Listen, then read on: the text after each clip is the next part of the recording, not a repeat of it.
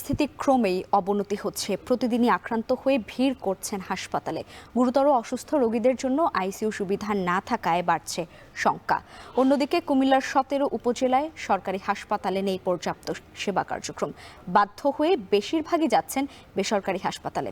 এই বিষয়ে বিস্তারিত জানাতে বরগুনা সদর হাসপাতাল থেকে যুক্ত হচ্ছেন সহকর্মী সুজন আকন ও কুমিল্লা মেডিকেল কলেজ থেকে যুক্ত হচ্ছেন খালিদ সাইফুল্লাহ। শুরুতেই যাচ্ছি সুজনের কাছে। সুজন, হাসপাতালে বর্তমানে কি পরিমাণ রোগী ভর্তি রয়েছেন জানাবেন, আর সার্বিক পরিস্থিতি কেমন দেখছেন?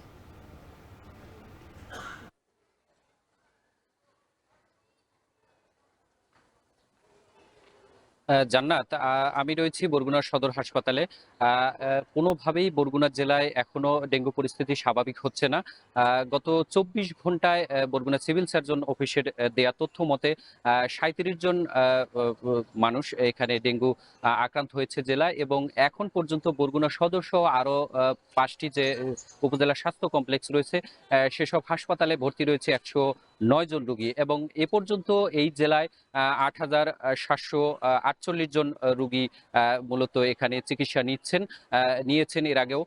এছাড়াও সরকারি হিসেবে 15 জন মৃত্যুর কথা বলা হলেও বেসরকারি হিসেবে 59 জন নিহত হয়েছে। এই শুধু মৃত্যু হয়েছে মূলত এই জেলায় ডেঙ্গু আক্রান্ত হয়ে। এবং এখানে যারা চিকিৎসা নিচ্ছেন তাদের সঙ্গে আমার কথা হয়েছে, তারা বলছেন যে এই জেলায় যে বরগুনা সদর হাসপাতাল রয়েছে 250 শয্যা বিশিষ্ট হাসপাতাল, মূলত এই হাসপাতালে আগের যে 100 শয্যা বিশিষ্ট হাসপাতাল ছিল সেই হাসপাতালের যে লোকবল এবং ওষুধ, সেই ওষুধে এবং লোকবল দিয়েই এখনো চিকিৎসা চলছে 250 শয্যা বিশিষ্ট হাসপাতালে, এবং এই হাসপাতালে কোনো ধরনের আইসিইউ এবং সিসিউর কোনো ব্যবস্থা নেই, যার কারণে এখানে যারা বেশি আক্রান্ত হচ্ছে রোগীরা তাদেরকে উন্নত চিকিৎসার জন্য নিতে হচ্ছে বরিশাল শেরেবাংলা মেডিকেল কলেজ হাসপাতালে। এবং এখানে যারা চিকিৎসক রয়েছেন তারা বলছেন যে এখানে ওষুধের যে এবং মূলত যে স্যালাইনের সংকট ছিল সেটিও এখন অনেকটাই কাটিয়ে উঠতে পেরেছেন, কিন্তু এখানে ডেঙ্গু পরিস্থিতি এখনো নিয়ন্ত্রণে আনার বিষয়ে তারা বলছেন যে এখনো ব্যক্তি উদ্যোগে যে সচেতনতা, মূলত বাড়ির আঙিনা পরিষ্কার এবং যে সন্ধ্যা হলে মশারি টাঙিয়ে ঘুমানো, সেই বিষয়ে এখনো সচেতন হয় না এই অঞ্চলের মানুষ। এবং এখানে যারা রোগী রয়েছেন তারা বলছেন যে মূলত এই যে পৌর কর্তৃপক্ষ, বরগুনার পাথরঘাটা, বরগুনা সদর এবং আমতলী, বেতাগী এসব উপজেলার পৌর কর্তৃপক্ষ এই যে মশা নিধনের যে কার্যক্রম সেটি আসলে তারা দেখছে না।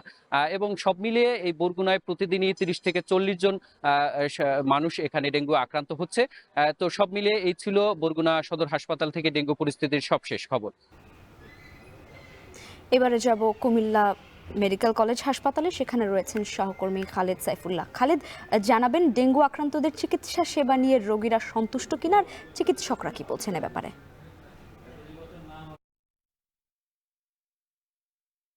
কুমিল্লায় কিন্তু ক্রমেই ডেঙ্গুর পরিস্থিতি খারাপের দিকে যাচ্ছে। আমরা শুরুতেই দাউদকান্দির খবর জানিয়েছিলাম আরো বেশ কিছুদিন আগে যে সেখানে হটস্পট তৈরি হয়েছিল। আসলে প্রতিদিনই কিন্তু 40 থেকে 50 জন রোগী কুমিল্লায় ডেঙ্গু শনাক্ত হয়েছে বলে সিভিল সার্জন কার্যালয় থেকে তথ্য জানানো হয়েছে। তো সেই হিসাবে যদি আমি বলি যে কুমিল্লায় 17টি উপজেলায় এই মুহূর্তে কিন্তু প্রায় শতাধিক রোগী বিভিন্ন হাসপাতালে ভর্তি আছেন। আমি কুমিল্লা জেনারেল হসপিটালে এখন পর্যন্ত প্রায় 7 থেকে 8 জন রোগীকে আমরা এখানে চিকিৎসা নিতে দেখছি, এবং প্রচুর পরিমাণে কিন্তু রোগীরা ডাক্তারের কাছে আসছেন।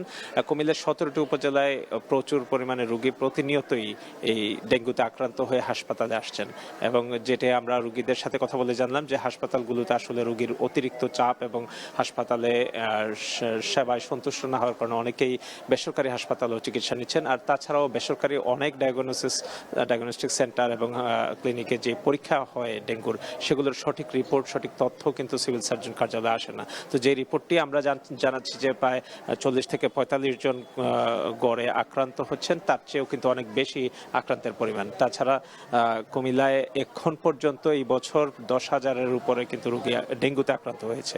সব মিলিয়ে চিকিৎসকরা যারা রোগীর সাথে আসছেন তারা বলছেন যে চিকিৎসা সেবা আরও বেশি উন্নত করা প্রয়োজন, এবং তাছাড়া সিটি কর্পোরেশন, পৌরসভা এবং ইউনিয়ন পরিষদ থেকে যেন মশক নিধনে আরও কার্যকর গুরুত্ব ব্যবস্থা নেওয়া হয়, কারণ মশাবাহিত রোগের এই প্রাদুর্ভাব কিন্তু ক্রমেই শহর থেকে গ্রাম পর্যন্ত ছড়িয়ে গিয়েছে।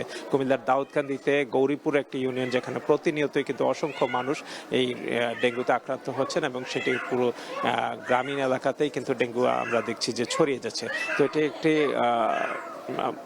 ভাবনার বিষয়। সিভিল সার্জন বলছেন যে আমরা রোগীদেরকে যারা আক্রান্ত হচ্ছেন তাদের স্বজনদেরকে আমরা সতর্ক করছি যেন মশারি টানিয়ে রাখেন, এবং তাছাড়াও যেন ডেঙ্গু থেকে মানুষ রেহাই পায়, রক্ষা পায়, সেজন্য সিটি কর্পোরেশন এবং জনপ্রতিনিধি প্রশাসন সবাই মিলে কাজ করতে হবে এবং এ বিষয়ে সচেতনতা বৃদ্ধিরও তারা তাগিদ দিচ্ছেন।